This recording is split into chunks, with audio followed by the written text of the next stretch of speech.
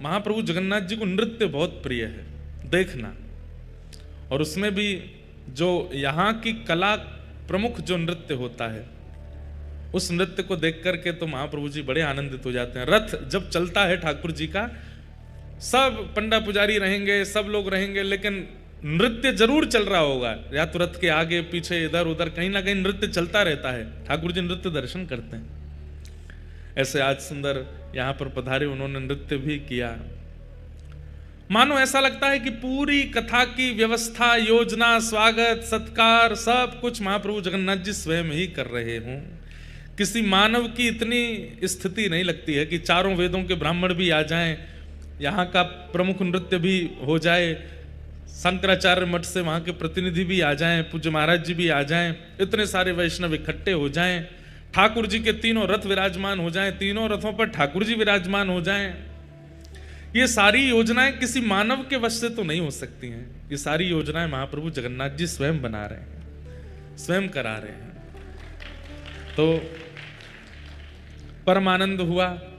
महाप्रभु जगन्नाथ जी ने जगन्नाथपुरी बुलाया है, और इसका पूरा श्रेय जाता है हमारे सारस्वत परिवार को, जो कि गंगानगर राजस्थान से यहाँ पधारे हैं। एक बार इनके लिए जोरदार करतल ध्वनि।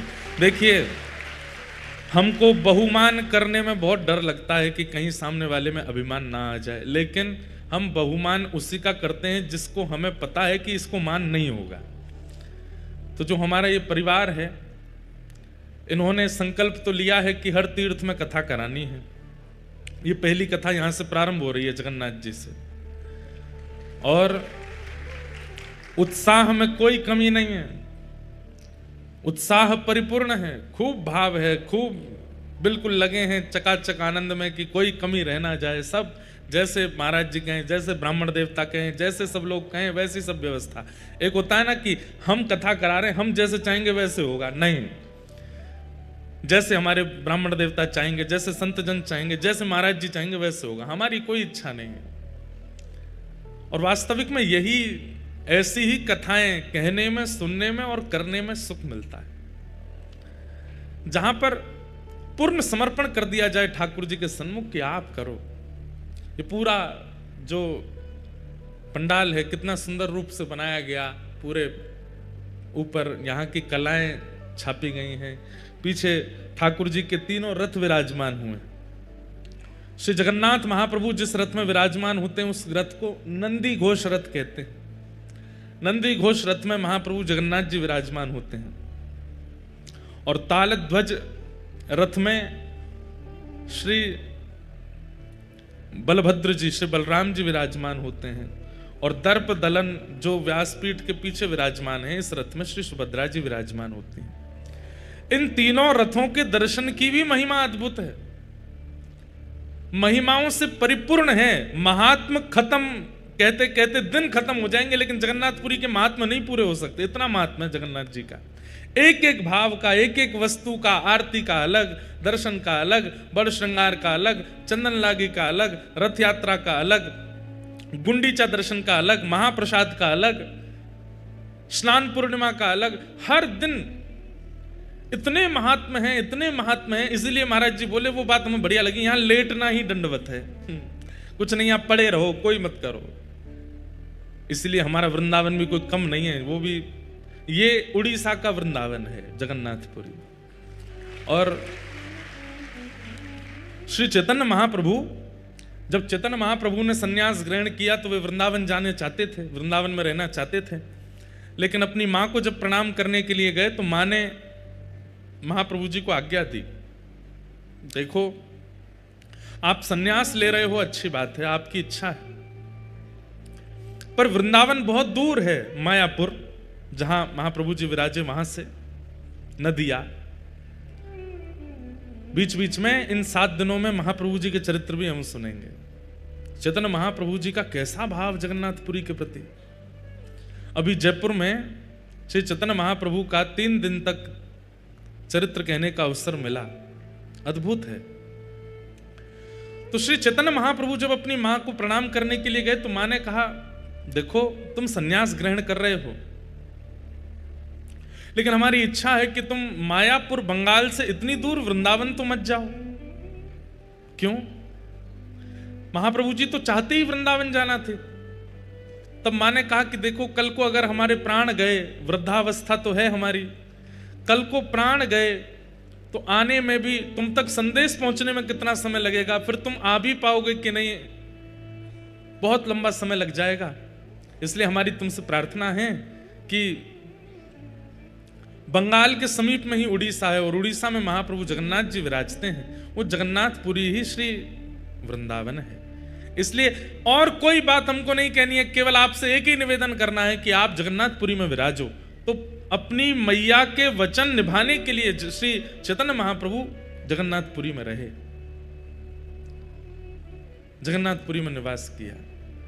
तो महाप्रभु जी श्री मंदिर को, जहां जगन्नाथ जी विराजते हैं, उसे द्वारिकापुरी मानते थे, और गुंडीचा, जहां ठाकुर जी रथ में बैठ के जाते हैं, उसको वृंदावन मानते थे।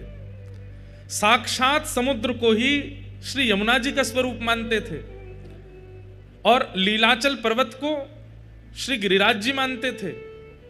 यहां की जो गलियां हैं, इन्हीं को कुंज गली मानते थे। इसी भाव से महाप्रभु जी रहते थे कि ये कोई अन्य स्थान नहीं, ये वृंदावन ही है, उड़ीसा का वृंदावन, श्री जगन्नाथ। इसलिए प्रभु, आपका और मेरा बहुत बड़ा सौभाग्य है। पितृपक्ष विश्राम होंगे, नवरात्रि प्रारंभ होगी और हमारा यहां कथा उत्सव, कथा मनोरथ चलेगा।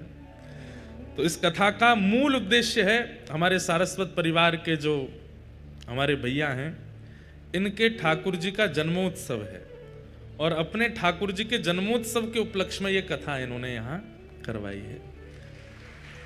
लोग बाग अपने जन्मोत्सव पे कराते हैं या अपने घर के किसी उत्सव में कराते हैं, लेकिन नहीं, ठाकुर जी का जन्मोत्सव मना रहे हैं, उनके लड्डू गोपाल जी का। और इस कथा के मुख्य यजमान प्यारे गिरधर लाल जी और उनके गोपाल जी ही हैं। उन्हीं दोनों के प्रतिनिधि में यह कथा उत्सव यहां मन रहा है। तो बड़े सौभाग्य की बात है। सतयुग के धाम हैं श्री बद्रीनाथ। अच्छा, एक बात बताएं, हमारे ऊपर तो बड़ी कृपा है, 11 महीने में हमारे 4 धाम पूरे हो रहे हैं। कैसे? बीते हुए साल के दिसंबर में रामेश्वरम में कथा हुई, इस साल के प्रारंभ में जनवरी में द्वारिका में कथा हुई, अब जगन्नाथपुरी में हो रही है, अक्टूबर में बद्रीनाथ में होगी। 4 धाम हमारे एक साल भी नहीं होंगे पूरे, उसमें 4 धाम हो जाएंगे, कथाएं पूरी हो जाएंगी। तो रामेश्वरम, द्वारिका, अब जगन्नाथपुरी, और अक्टूबर में जाएंगे बद्रीनाथ। आप सब लोग भी वहां पधारिएगा। वहां श्रीमद् भागवत के 11 स्कंद पर कथा होगी, कृष्ण उद्धव संवाद। तो सतयुग के जो धाम हैं वो हैं श्री बद्रीनाथ धाम। सतयुग में भगवत प्राप्ति के लिए तपस्या आवश्यक है, इसलिए ठाकुर जी भी वहां तपस्या ही कर रहे हैं। तपस्या में बैठे हैं नारायण भगवान, नर नारायण दोनों विराजमान। त्रेता के ठाकुर जी हैं श्री रामेश्वरम। शैवों के लिए रामेश्वरम और वैष्णवों के लिए श्रीरंगम दक्षिण में विराजमान। त्रेता में यज्ञ की प्रधानता है। स्वयं प्रभु श्री राम ने जहां राम तीर्थ रामेश्वरम में बैठ करके यज्ञ किया और महादेव से प्रार्थना करते हुए सेतु बंध बनाया, ऐसे त्रेता के भगवान हुए श्री रामेश्वर भगवान। द्वापर के आराध्य देव हैं श्री द्वारिकाधीश।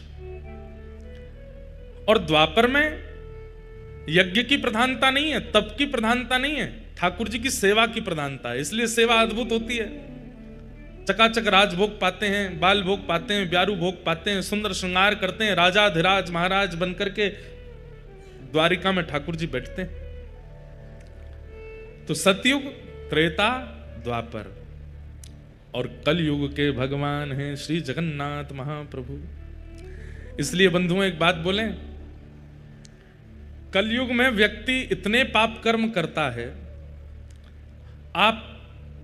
हम आप सब लोग जो इस पंडाल में बैठे हैं, हम लोग तो अपने गुरुजनों की कृपा से अपने धर्म का पालन करते हैं, कथा सुनते हैं, नाम जप करते हैं, तो हम तो फिर भी बहुत बचे, पर हमसे भी कुछ ना कुछ पाप बन ही जाता है। तो जो लोग बिल्कुल धर्म नहीं करते वो कितना पाप प्रतिदिन करते हैं। सतयुग त्रेता द्वापर में जो मनुष्य अपने जीवन काल में 2-4 बार पाप कर देता है, वो पाप तो हमसे हर घंटे बनते हैं इस कलिकाल में। पूरे जीवन में जो पाप बनता है सतयुग त्रेता द्वापर में, वो कलयुग के लोग हर दिन करते हैं। कैसे उद्धार होगा हमारा, कैसे कल्याण होगा हमारा? इसकी चिंता हुई महाप्रभु जगन्नाथ जी को। तब महाप्रभु जगन्नाथ जी ने अत्यंत सरल, अत्यंत सहज, अत्यंत दीन वत्सलता, अत्यंत भक्त वत्सलता धारण रूप करके महाप्रभु जगन्नाथ जी विराजे। इतनी सहज पापों की निवृत्ति जगन्नाथपुरी में कर दी है। महाप्रभु जगन्नाथ जी के महाप्रसाद का एक तिनका भी यदि व्यक्ति रोज पाता है, महाप्रसाद का, एक तो सबसे बड़ी बात है जगन्नाथपुरी में सब कुछ महा है। पूरी दुनिया में प्रसाद है, यहां पे महाप्रसाद। पूरी दुनिया में ठाकुर जी आजान बाहु हैं, यहां पे महाबाहु हैं। पूरी दुनिया में समुद्र नारायण हैं, लेकिन यहां पे महोदधि, यहां पे समुद्र भी महोदधि हैं। पूरी दुनिया में प्रभु हैं, यहां पे महाप्रभु, यहां सब कुछ महा है। श्री क्षेत्र में जैसे ही व्यक्ति प्रवेश करता है, जगन्नाथ जी के दर्शन की तो बात बहुत आगे है। जहां से श्री नील चक्र दिखाई देना प्रारंभ हो जाता है, नील चक्र दर्शन करते ही जन्म से लेकर अब तक जितने पाप हैं, नील चक्र के दर्शन से तुरंत सब पाप समाप्त हो जाते हैं। ये जगन्नाथपुरी। आप यहां भीतर आओगे, महाप्रसाद पाओगे, जगन्नाथ जी का दर्शन करोगे, रथ यात्रा का दर्शन करोगे, स्नान पूर्णिमा का दर्शन, वो तो बहुत आगे की बात है। जैसे ही भुवनेश्वर से, कटक से, जहां से भी आप आ रहे हो, बस एक चीज का ध्यान रखना है कि जब जगन्नाथपुरी आ रहे हो तो नेत्र खोल करके चारों तरफ देखते आओ। जैसे ही नील चक्र दूर से दिखाई दे जाते हैं, कम से कम 8-10 किलोमीटर दूर से ही महाप्रभु जगन्नाथ जी का शिखर दिख जाता है, और उसमें जो नील चक्र है, उस नील चक्र का केवल दर्शन कर लीजिए। उस दर्शन का ही इतना प्रभाव है कि जन्म से लेकर के अब तक जितने पाप किए हैं सब नष्ट हो जाते हैं।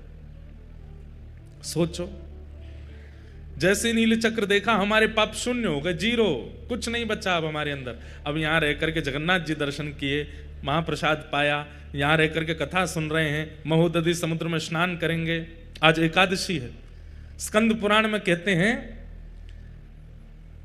और जगह एकादशी पर व्रत किया जाता है, लेकिन जगन्नाथपुरी में आकर के, अच्छा व्रत भी जो लोग नहीं करते और जगह रहने वाले, उनको भी निषेध कहा गया कि रोटी भले ही खा लेना, चावल तो बिल्कुल नहीं पाने हैं। लेकिन जगन्नाथपुरी का नियम है, यहां पर एकादशी के दिन आकंठ भोजन करना चाहिए, और उसमें भी क्या पाना चाहिए? महाप्रसाद पाना चाहिए,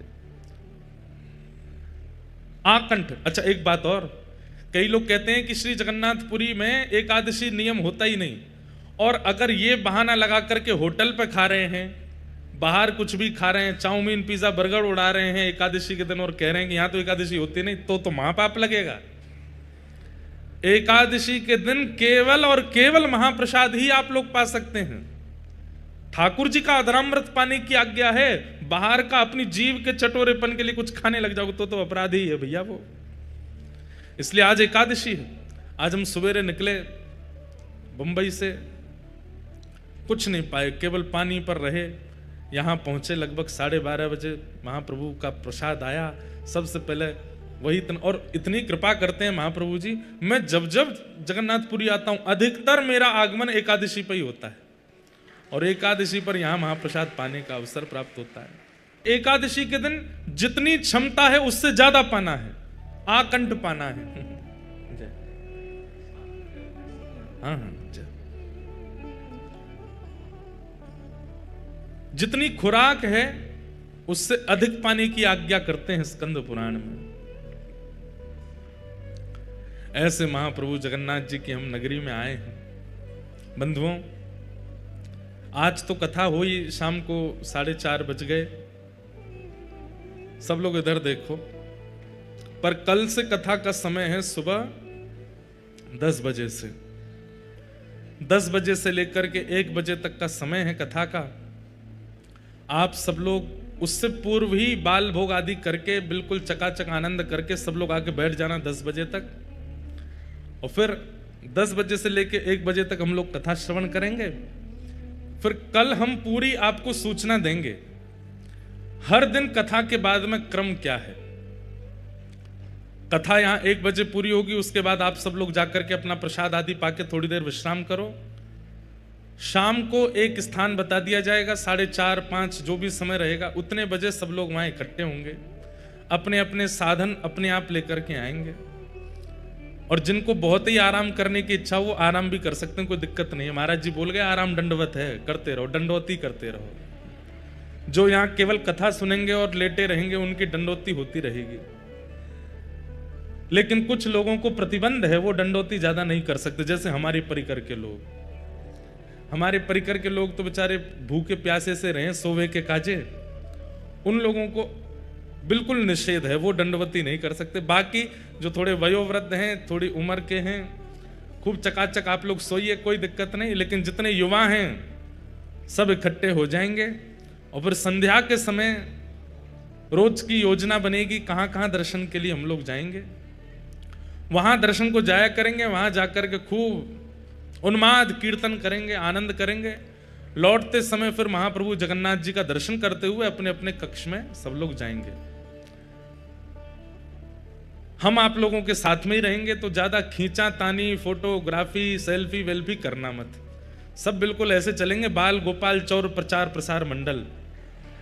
हाँ बिल्कुल, जैसे ठाकुर जी की मंडली है वैसी मंडली बना करके हम लोग चलेंगे। तो आप लोग ये मत सोचना ये महाराज जी हैं, यूं ही सोचो हमारे सखा हैं, तो चकाचक वैसे ही चलना। अब वो कुछ 4 लोग घेर के चल रहे हैं, छुओ मत महाराज जी के, पाम मत पकड़ो, कोई खोंचा मार रहो, कोई बगलबंदी खींच रहो, ये सब मत करियो भैया। प्रेम से घूमेंगे, डोलेंगे, आनंद करेंगे। कभी कहीं महाप्रसाद पाएंगे, कभी कहीं पाएंगे, पाएंगे भी नहीं भी पाएंगे, जैसी जगन्नाथ जी की इच्छा होगी वैसा सब क्रिया करेंगे। रोज का ऐसा ही क्रम रहेगा। जिस दिन समुद्र स्नान करना होगा उस दिन की आप सबको योजना बता देंगे, सब लोग समुद्र स्नान करेंगे। पर भैया हम पहले ही आप लोगों से हस्ताक्षर करवा लेंगे कि कहीं तुम हमारी आज्ञा के बिना बहुत भीतर गए तो सीधे वैकुंठ में जाके हमारी प्रणाम कर देना। हाँ, कहीं पता चली महाराज जी लेके गए थे भैया, सीधे क्षीर सागर में प्रवेश कर गए, ऐसा मत कीजिएगा। जिन लोगों को तैरना आता है उन लोगों से हमारी विशेष प्रार्थना कि किनारे ही नहाना, क्योंकि जिनको तैरना नहीं आता वो बेचारे अंदर जाएंगे ही नहीं। तैरना जिनको आता है हरकतें भी वही करते हैं। इसलिए महोदधि, ये महोदधि हैं, इनकी लहरें यही कहती है कि किनारे पे ही नहा लो, ज्यादा भीतर आने की प्रयास मत कीजिएगा। इसलिए आप सब लोग अपना ध्यान रख के वहां स्नान कीजिएगा। एक बंधुओं नियम इस कथा से आप लोगों को धारण करना है। महाप्रसाद का नियम आज से ही प्रारंभ कर दीजिए। आप लोग जहां कहीं भी भोजन करेंगे, आपके रसोइया बनाएंगे, अच्छी बात है, पर किसी भी एक समय महाप्रसाद पाना है।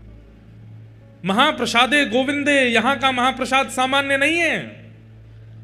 और पहली बात, यहां के महाप्रसाद को कभी भी ऐसा नहीं कहना भाई चावल दे दो, दाल दे दो, ये वाली सब्जी दे दो, चटनी दे दो, नहीं।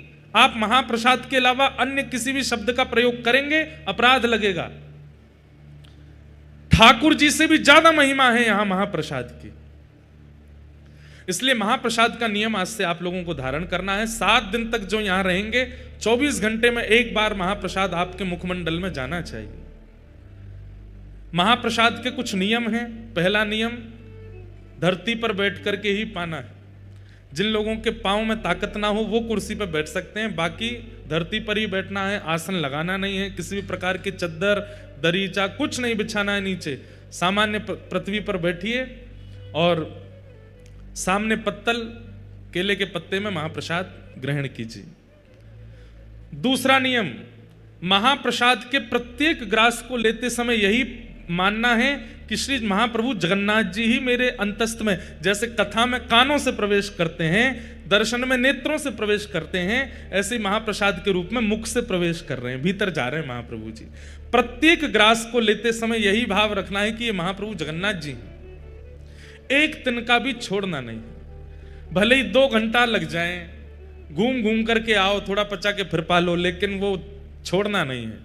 एक तिनका भी अगर आप लोग उसका व्यर्थ करते हैं तो उसका अपराध बताया गया है स्कंद पुराण में, कि फिर देवता आकर के उसको पाते हैं और फिर देवताओं को उच्छिष्ट पवाने। वैसे तो महाप्रसाद उच्छिष्ट नहीं होता है, महाप्रसाद कोई भी पा सकता है, लेकिन आपका उच्छिष्ट कहीं फेंक दिया गया और उसके बाद देवता आकर के जब उसको देखते हैं तो उनको जो क्रोध आता है, उस क्रोध का अपराध आपको लगेगा। तो या तो उतना ही लीजिए जितना पा सकते हैं, उससे अधिक यदि लिया है तो एक तिनका भी व्यर्थ ना जाए। यह महाप्रसाद का तीसरा नियम। पूरी पत्तल जैसी रखी गई थी, आपके उठने समय वैसी ही मिले, बिल्कुल सब एक एक कण आपके मुख में चला जाए। उसका प्रभाव 7वें दिन देखिएगा। नित्य महाप्रसाद पाने का आपको अनुभव होगा कि यहां से लौटने के बाद आपकी भक्ति में, आपके प्रेम में, आपके व्यवहार में, आपके स्वभाव में पहले से ज्यादा दीर्घता आ गई होगी ठाकुर जी के प्रति। क्यों? क्योंकि आपके रक्त में, मांस में, रुधिर में, अस्थियों में, सब जगह महाप्रभु जगन्नाथ जी विराजमान हो गए हैं। इसलिए महाप्रसाद का चौथा नियम, आप पा रहे हैं और कोई व्यक्ति दूसरा पाने की इच्छा रखता है तो आप उसको तुरंत अपने पास बैठा सकते हैं, और कोई आपसे बिना पूछे भी बैठ जाए और आपकी पत्तल में पाने लग जाए तो आप उसको मना नहीं कर सकते। महाप्रसाद झूठा नहीं होता, महाप्रसाद पवित्र ही रहता है। हाँ, बस इतना ध्यान रखना चाहिए लोगों को कि महाप्रसाद पाते समय बन जाए तो ठीक, नहीं बने तो कोई दिक्कत नहीं है, कि महाप्रसाद को पाएं तो ये उंगलियां जो हैं ये ओष्ठ का स्पर्श ना करें, ये ऐसे ही ग्रास लें और यहां आकर के उसको, अब नहीं बनेगा, कई लोग तो उसको फिर गेरना गारना नहीं, पता चली पूरे लत्ता ही बिगाड़ लिए अपने। जिनसे बन जाए तो इतनी दाल मां डालिए कि जो वो लड्डू जैसी आकृति बने और उसको ऐसे ही पाइए, आपके ये हाथ स्पर्श ना करें मुख का, तो ये और अच्छा है। नहीं बने तो कोई दिक्कत नहीं है, खूब प्रेम से खूब चकाचक पाओ जैसे पा सको। कोई और अगर पाना चाहे तो उसमें कोई दिक्कत नहीं है, वो पा सकता है। महाप्रसाद का ही नियम।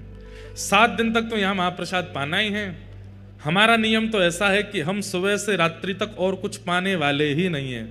हमारे लाल जी की रसोई बन रही है, वो चकाचक उनका भोजन बनेगा, पर हम तो महाप्रसाद ही पाते हैं। जगन्नाथपुरी में हम और कुछ लेते ही नहीं है, महाप्रसाद ही लेंगे।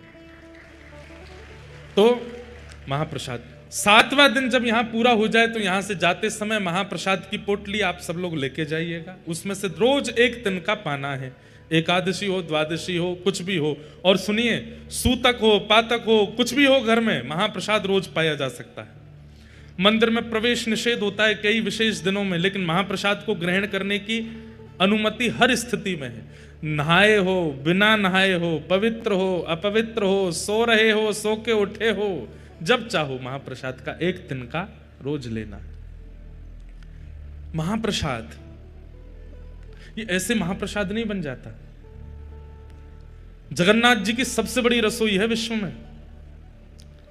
अब सही आंकड़े तो हमको नहीं पता होंगे, लेकिन लगभग 400 चूल्हे हैं। कितने चूल्हे? 400 चूल्हा हैं भीतर, और 700 बनाने वाले सब हमारे सेवक जन हैं। 700 रसोईया कितने हैं भैया? 10,000 आदमियों का भोजन भी ज्यादा से ज्यादा 100-150 लोग बना देते हैं, लेकिन केवल महाप्रभु जगन्नाथ जी, सुभद्रा जी, बलभद्र जी 3 हैं, और चौथे हमारे सुदर्शन जी। इनके लिए प्रसाद बनाते हैं, 700 सेवक जन लगते हैं। वो भी बड़े नियम से लगते हैं, और वे भी कोई पुरुष रूप में नहीं हैं, तो वो पुरुष रूप में ही, लेकिन भीतर प्रवेश करते ही रसोई घर में वे सब ठाकुर जी की सहचरियां उसी भाव से ही निर्माण करते हैं। निर्माण होने के बाद में फिर उसका गोपाल मंत्र से उसका आवाहन होता है, आदि आदि बड़े नियम से महाप्रसाद सिद्ध होता है। उसके बाद जब वो रसोई घर से महाप्रभु जी के पास जाएगा, कोई सामने नहीं आना चाहिए, ऊपर से पक्षी भी नहीं जाएंगे, एक कुछ भी ऐसी घटना होती है फिर भोग ठाकुर जी को नहीं पधराया जाता। महाप्रभु जगन्नाथ जी के सन्मुख पधराने के बाद भी वो महाप्रसाद नहीं बना है। महाप्रभु जी को पधराने के बाद फिर वो बगल में ही विराजमान श्री बिमला माता जी को पधराया जाता, उसके बाद वो महाप्रसाद होता है। बिमला माता कौन है? दर्शन कीजिएगा। जो शक्तिपीठ हैं भारत में, उनमें से एक शक्तिपीठ महाप्रभु जगन्नाथ जी के मंदिर में ही है, विमला देवी। महाप्रभु जी को प्रसाद अर्पित होने के बाद में विमला देवी जी के सन्मुख पधराया जाता है, और जब विमला देवी उसको पा लेती हैं तब वो महाप्रसाद कहलाता है। उसके बाद वो सब देवी देवताओं में, सब में वितरण होता है, सब भक्तों में वितरण होता है। उसके बाद आनंद बाजार में आता है और वहां से हम आप सब लोगों को मिलता है। विमला देवी कौन है? पार्वती। आप कहेंगे महाराज जी नारायण और लक्ष्मी जी का तो मेल देखा है, आप कहेंगे कृष्ण किशोरी जी का मेल देखा है, पर ये जगन्नाथ जी का विमला देवी पार्वती जी कैसे विराज रही हैं? तो एक बहुत सुंदर कथा है स्कंद पुराण में। ठाकुर जी का महाप्रसाद सबको नहीं मिलता था जगन्नाथ जी के विराजमान होने से पहले। ध्यान से सुनिएगा, श्री ठाकुर जी का महाप्रसाद सब जगह प्रसाद है, यहां महाप्रसाद है। ये महाप्रसाद या तो जगन्नाथपुरी में है या वैकुंठ में है, और तीसरा कोई स्थान नहीं है महाप्रसाद का। या तो जीवित अवस्था में जगन्नाथपुरी में महाप्रसाद मिल सकता है, या मृत्यु के उपरांत कोई वैकुंठ गया तो वहां मिलेगा, लेकिन वैकुंठ में भी बहुत मुश्किल है। कैसे मुश्किल है सुनो। एक बार नारद जी पहुंचे, और नारद जी रोज दर्शन करते हैं ठाकुर जी का, दर्शन करके आनंदित हो जाते हैं, परिक्रमा लगाते हैं। कभी ठाकुर जी की माला जी मिल जाती है, कभी ठाकुर जी का उपरना मिल जाता है, कभी ठाकुर जी के इत्र प्रसादी मिल जाती है, कभी ठाकुर जी का चंदन प्रसाद मिल जाता है। दर्शन करते करते वर्षों बीत गए तो नारद जी के मन में आया सब प्रसाद मिलते हैं, एक बार ठाकुर जी का अदनामृत महाप्रसाद मिल जाए। तो नारद जी बोले मैं नारद हूं, मेरी बात को कोई रद्द नहीं कर सकता, मैं मांगूंगा तो मुझे देना पड़ेगा। सब लोग इधर देखो, ध्यान से सुनो। तो श्री नारद जी महाराज प्रार्थना करने लगे, जय विजय से प्रार्थना की, निरस्त हो गई। और समीप जाकर के कोई अति सामीप्य वर्तन से पूछी, उन्होंने भी निरस्त कर दी। तब किसी ने संकेत किया, बोले एक को अधिकार है महाप्रसाद देने का। बोले किसका? लक्ष्मी जी का। नारद जी महाराज लक्ष्मी जी के पास गए और कहा कि हे मां आप कृपा करो। बोले क्या कृपा करें? ठाकुर जी का महाप्रसाद चाहिए हमको। लक्ष्मी जी बोली क्या बात कर रहे हो? बोले हाँ, ठाकुर जी जो प्रसाद पाते हैं उसके बाद जो महाप्रसाद, तिनका प्रसाद, वो हमें चाहिए। लक्ष्मी जी बोली असंभव, वो नहीं प्राप्त हो सकता। बोले क्यों? बोले जब ठाकुर जी प्रसाद पाते हैं तो ठाकुर जी की प्रसाद पाती जैसे ही ठाकुर जी उठ के जाते हैं, वो थाली जो है ना उस पर सबसे पहले अधिकार तो हमारा है। और हमारे बाद ये जितनी सहचरियां वैकुंठ की हैं, जितनी हमारी सेवा में रहती हैं, इन सबके भी साल बटे हुए हैं, इतनी संख्या में हैं कि एक साल में केवल इतनी सखियों को मिलेगा, उसके अगले साल इतनी सखियों का नंबर आएगा, फिर उस अगले साल 100 साल में जाकर के तो सखियां पूरी होती हैं, इनको भी पूरा नहीं बटता।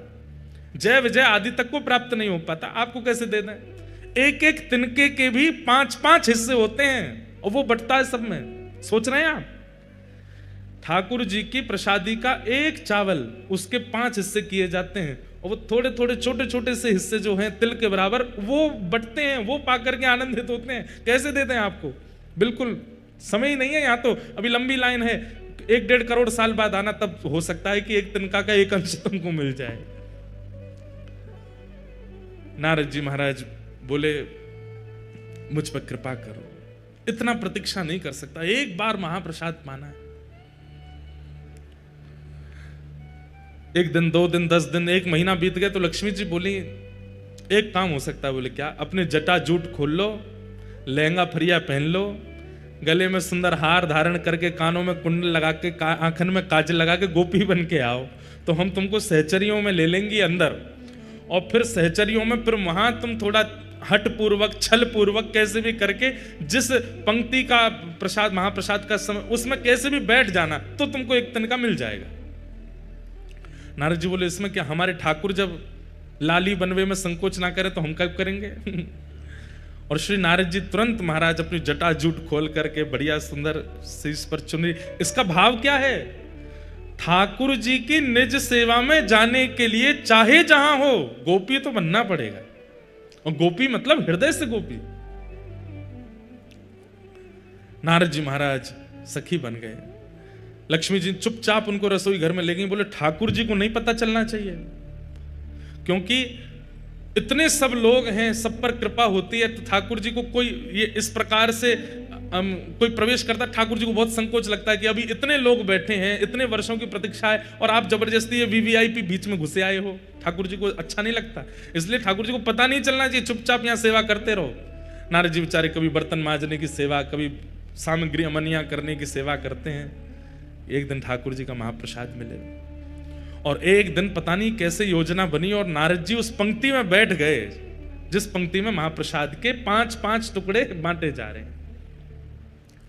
नारद जी महाराज सामने बैठे, लक्ष्मी जी परोसती भाई जैसे ही आई तो नारद जी को थोड़ी देख करके उनको कृपा की इच्छा हुई और उन्होंने महाप्रसाद के 2 तिनके, महाप्रसाद चावल के 2 तिनके उनके हाथ में धर दिए। कहां 1 तिनका के 5 हिस्सा बांटे जा रहे हैं, उन्होंने 2 तिनका दे दिए। और जैसे ही महाप्रसाद हाथ में आया तो जैसे अत्यंत दिनों का प्यासा व्यक्ति उसको पानी दिख जाए, वो कहां रोक पाता है। आपने तुरंत एक महाप्रसाद का तिनका अपने मुख में जैसे ही धारण किया, आहा, वो धारण करते ही आपको प्रेम लक्षण प्रकट होने लगे, नेत्रों से अविरल अश्रुधार गिरने लगी, रोम रोम पुलकित हो गया। भुजा उठाकर के श्री नारद जी महाराज नृत्य करने लगे, हा कृष्ण, हा माधव, हा केशव, हा गोविंद, हा मधुसूदन। प्रेम की अद्भुत अवस्था प्राप्त हो गई नारद जी को। इतने वर्षों में संकीर्तन करके भी जो ठाकुर जी की अवस्था नहीं मिली थी, वो अवस्था केवल महाप्रसाद प्राप्त करते ही नारद जी की प्रकट होने लगी।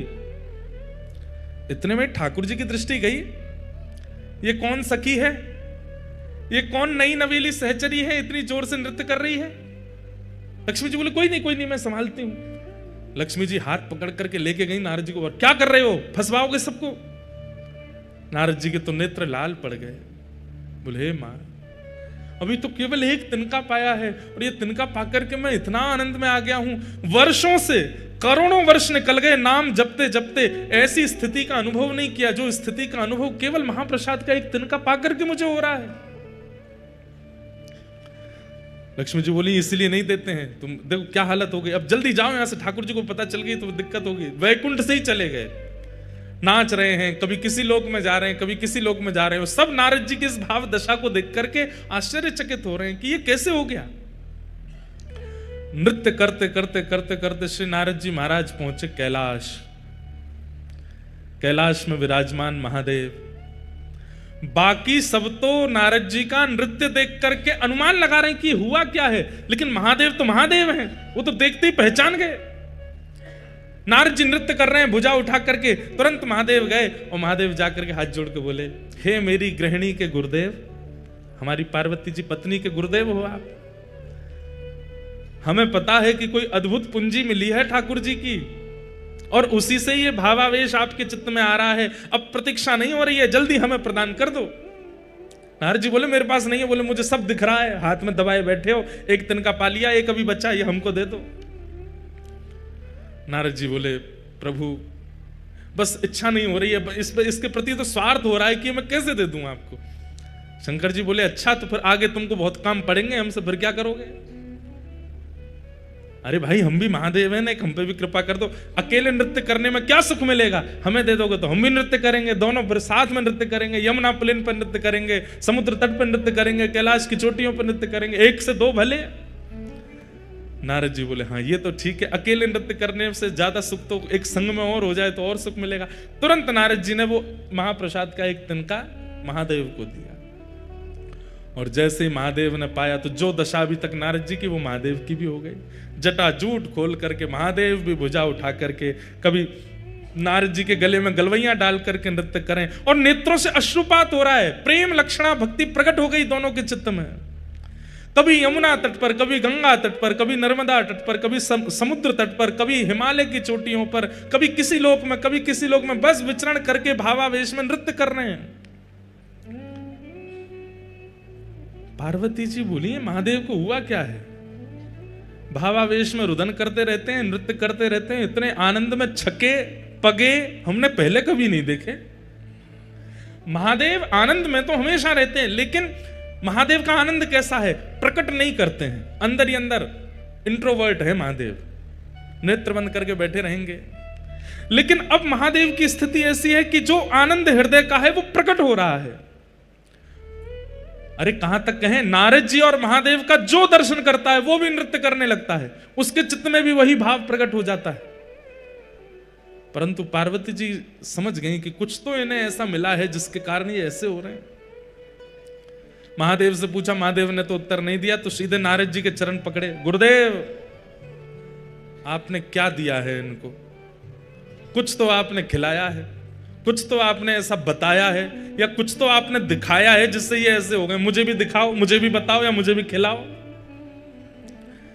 आनंद में छके छके नारद जी के मुख से निकल गया। बोले, अरे देवी क्या बताए, बहुत तप करना पड़ता है, तब जाकर के ठाकुर जी का अधरामृत 2 तिनका महाप्रसाद का मिलता है। उसको एक नारद जी पाते हैं, दूसरे आपके पतिदेव पाते हैं, तो ये भाव दशा होती है।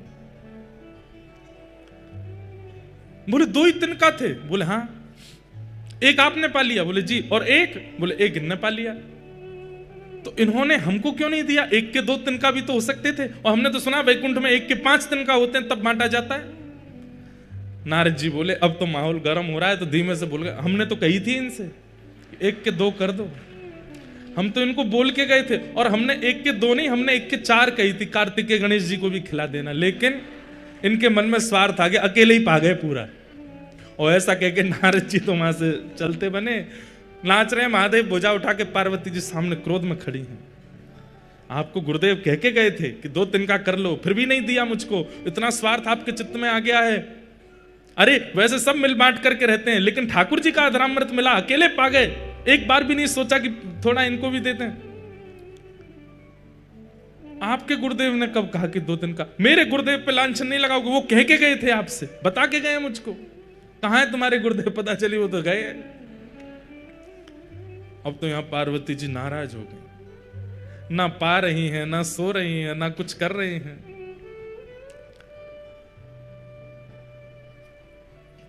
महादेव पहुंचे। देवी क्या बात है? बोले मुझे भी महाप्रसाद चाहिए। तो महादेव बोले, देखो अब महाप्रसाद के लिए तो बहुत यत्न करना पड़ता है, तब जाकर के वो प्राप्त होता है। अब वो यत्न दोबारा कौन करेगा? मुझे नहीं पता, मुझे चाहिए। तब महादेव ने ध्यान करके पार्वती जी को बताया कि तुम्हारा पूर्व रूप जो सती का था, जहां जहां जो जो अंग पड़े थे वहां वहां शक्तिपीठ प्रकट हो गई।